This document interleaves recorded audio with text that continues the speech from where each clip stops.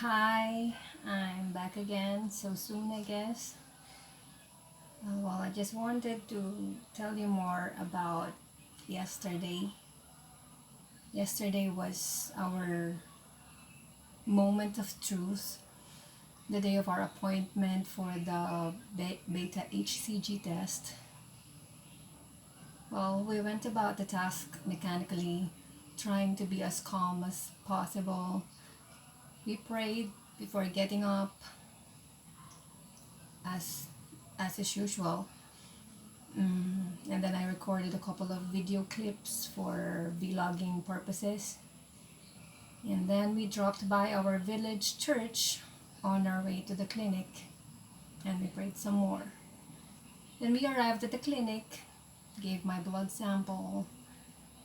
We went out for lunch. Wow, they are doing the testing. Then we came back right away. I tried to read while we were waiting for the result, but I really didn't understand much of what I read. The words were just passing through my eyes. My ears and my mind was tuned into the background, to the nurses and the attendants talking. And when they finally handed the envelope to me, without a smile on their faces, husband and I feared the worst. And our fear was confirmed when we opened the envelope. We indeed got a negative result from the beta HCG test. Negative for pregnancy, negative after the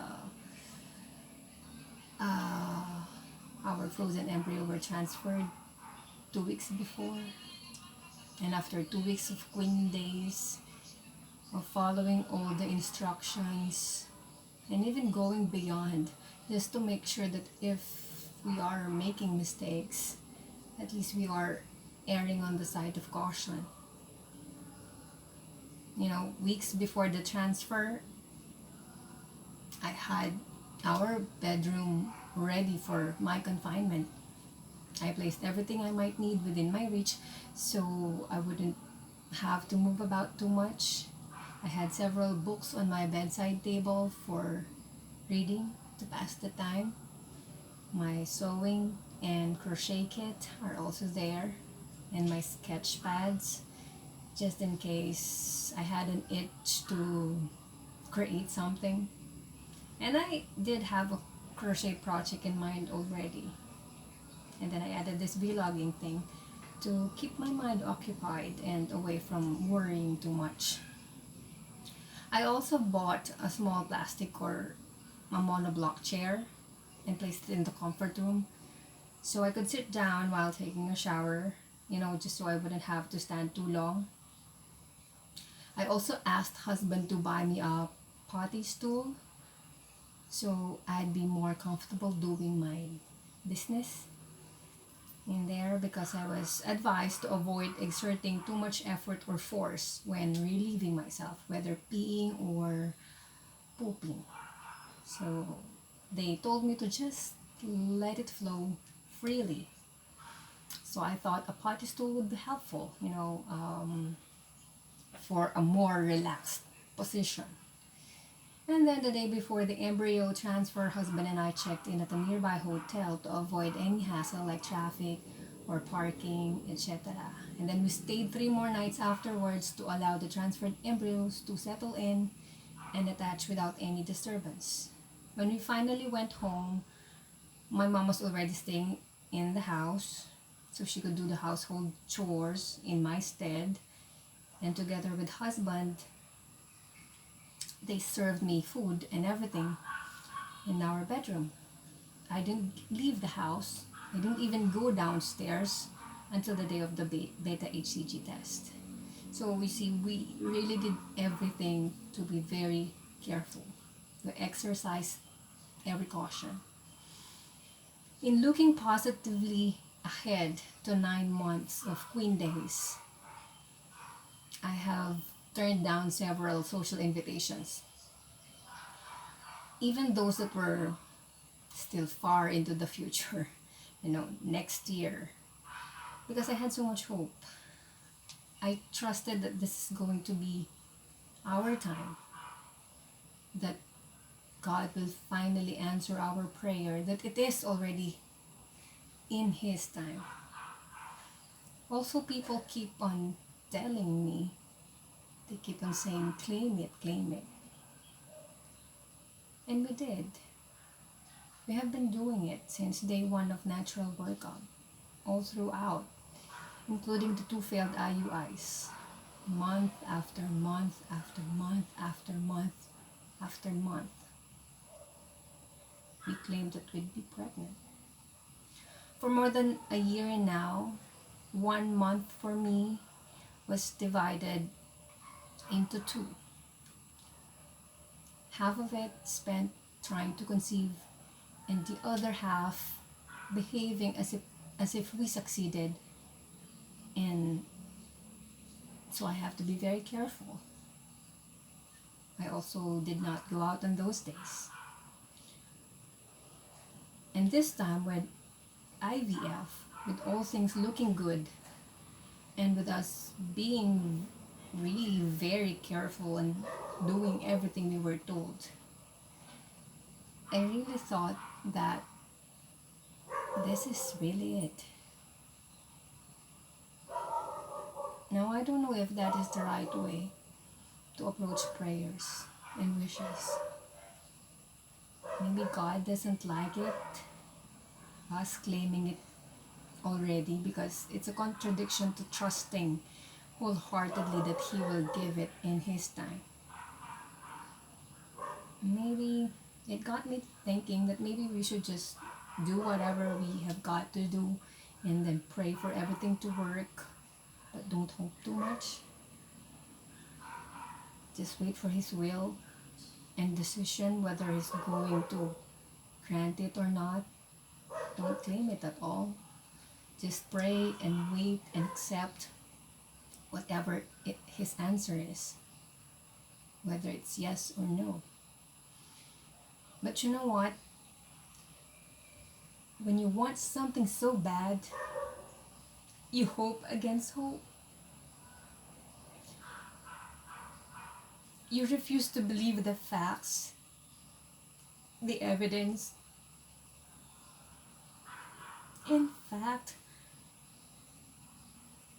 as of yesterday or as of today, I'm still hoping that I was still hoping that somebody from the lab would call and tell us that there had been a mix-up, like, I don't know, that the blood they tested was not mine, that it was somebody else's or something.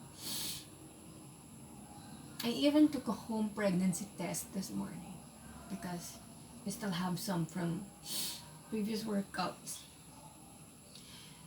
hoping it would confirm my idea that there had been a mix-up. But it was also negative. So that doesn't leave me any more room for doubts. A day before we took the test, a friend wished me well and said that whatever happens, you gave your 100%, so that's comforting enough. To which I replied, yep, I guess. But now, I don't know if it is comforting me at all.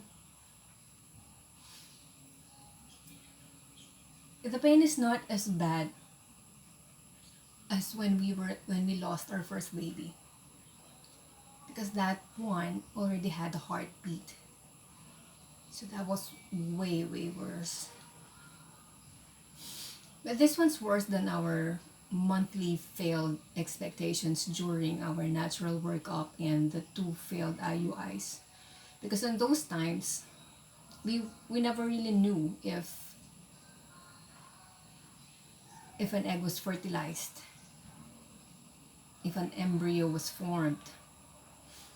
In IVF, however, there were formed embryos already. They were alive and growing already. It's really heartbreaking to think about it. I just try not to think about it. Thinking that all they needed to do was to attach to my uterus, to continue growing, to continue living. So what went wrong? Well, that is what we are going to find out. Another friend reached out yesterday and suggested the procedure that she has gone through herself. It's called the APAS, or antiphospholipid antiphospholipid antibodies test. And we are going to discuss that with our OBGYN next week.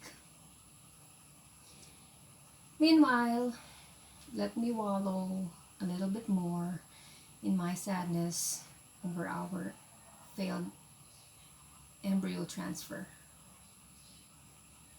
But nothing to worry.